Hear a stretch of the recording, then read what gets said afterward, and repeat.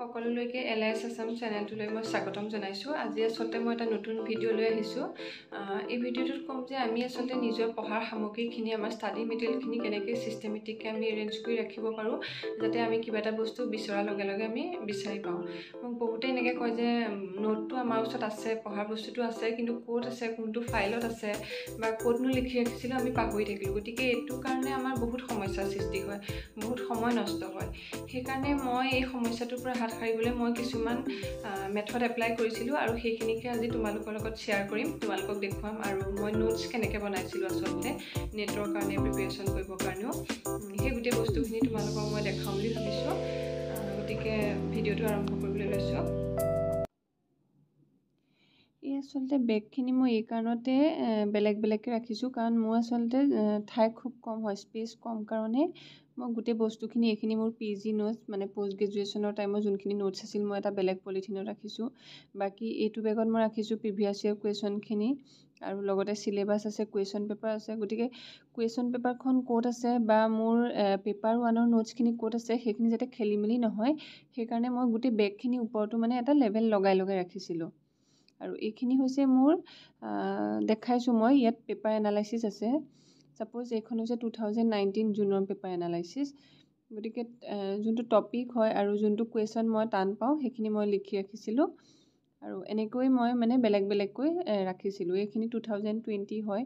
Suppose যোনকেইটা option আছে সেই অপশ্যনকেইটা অনুযায়ী মই মানে নোটখিনি বনাইছিলোঁ। মানে এটা অপশ্যনটো মই গম পালোঁ এইটো আনচাৰটো হয়, বাকী যোনখিনি আছিল এইটো কমিউনিকেশ্যনৰ এটা এক্সাম্পল। বাকী কুৱেশ্যনখিনি মই তেনেকৈ, আৰু বাকী যোনখিনি মই কুৱেশ্যন পেপাৰ হয় সেইখিনি মই প্ৰিণ্ট কৰি ৰাখিছিলোঁ।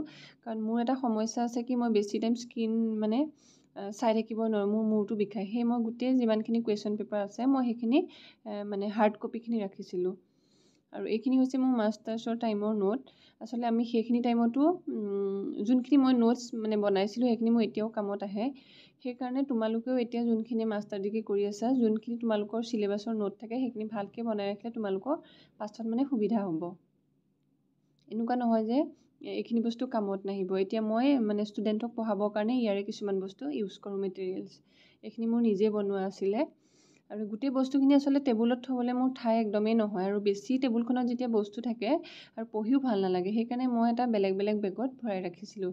যেতিয়া যোনটো বস্তু দৰকাৰ হয় লৈ লৈছিলোঁ। এইখিনি হৈছে প্ৰেক্টিকেল কপি DDC, আৰু কিবা কিবি তেনেকুৱা কেটালগিঙৰ মোৰ আছে কিছুমান। আৰু যেতিয়া ছাবমিট কৰিছিলোঁ এটা ফাইল মই নিজৰ লগত ৰাখিছিলোঁ। তোমালোকে হয়তো এনেকৈ এইখিনি পেপাৰ 1ৰ হয়, গতিকে তোমালোকেও তেনেকুৱা বেলেগ বেলেগকৈ ৰাখিব পাৰা, তেতিয়া তোমালোকৰ আচলতে সময়টো কম লাগিব।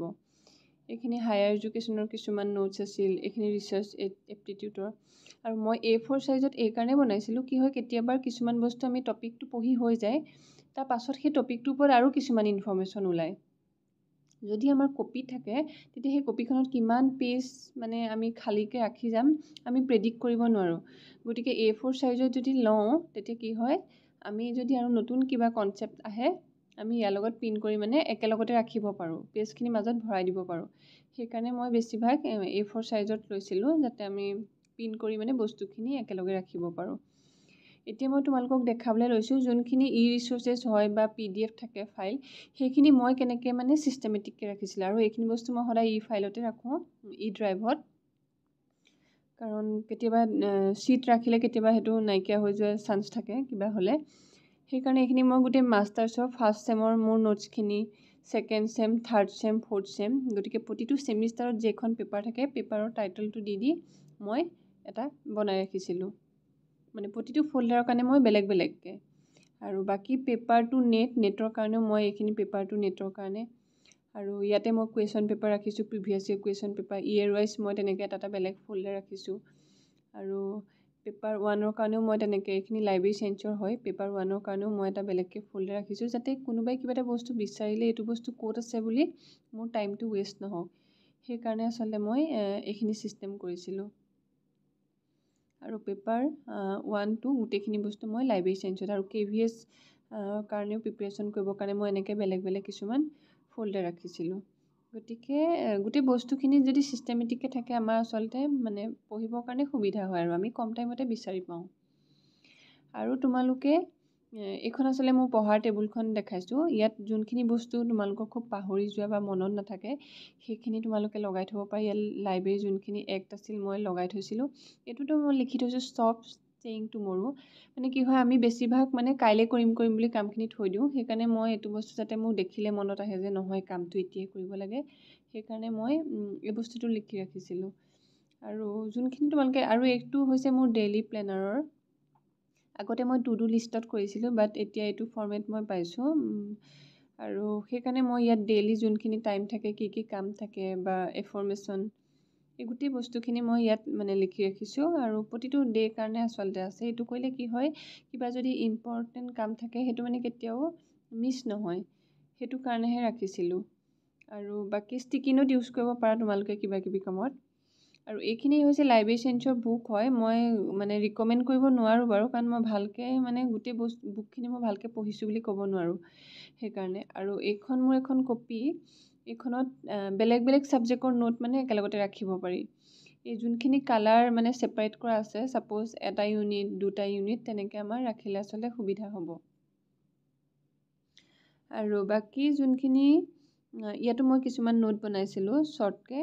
আৰু এইখন হৈছে পেপাৰ 1ৰ এখন কুৱেশ্যন বেংক, নৱদ্বীপ কৌৰ, তেওঁ মানে আনএকাডেমীত পঢ়াইছিলে। কিছুমান মই ইউটিউব ভিডিঅ' চাইছিলোঁ আৰু গোটেই ছিষ্টেমেটিকে মানে কুৱেশ্যন পেপাৰখিনি দিয়া আছে। এইখনো এখন বুক। আৰু এইখন বুক মই লাষ্ট পঢ়িছিলোঁ, এখন মানে NEP মতে বনোৱা হৈছে, যোনখিনি নতুনকৈ কোৰ্চ মানে UG কোৰ্চৰ কাৰণে। আৰু কিতাপখন মানে পঢ়ি ভাল লাগিলে এখন। মই গোটেই বুকখনেই কমপ্লিট কৰিছোঁ এখন। বহুত মানে নিজৰ ফালৰ পৰা কিছুমান বস্তু কণ্টেণ্ট দিয়া আছে আৰু কিছুমান MCQ আছে।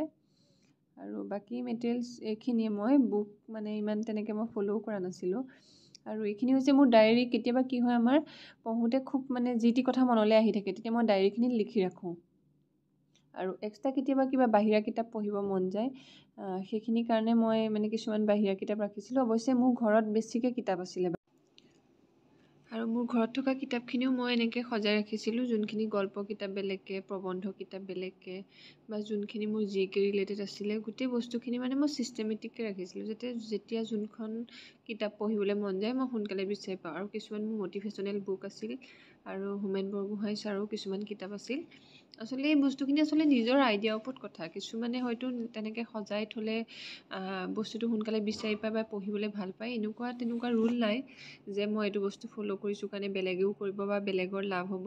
এইটো আচলতে নিজৰ মনৰ কথাহে, যে যোনে আচলতে যেনেকৈ পঢ়ি ভাল পায়। মই মোৰ নিজৰ কথাটোহে ইয়াত মই শ্বেয়াৰ কৰিছোঁ। আৰু সকলোৰে নিজৰ নিজৰ মতে পঢ়ে, চবৰে পঢ়াৰ মেথডখিনিও বেলেগ বেলেগ। যেনেকৈ কোনোবাই ৰাতিপুৱা পঢ়ি বেছি ভাল পায় বা কোনোবাই ৰাতি পঢ়ে।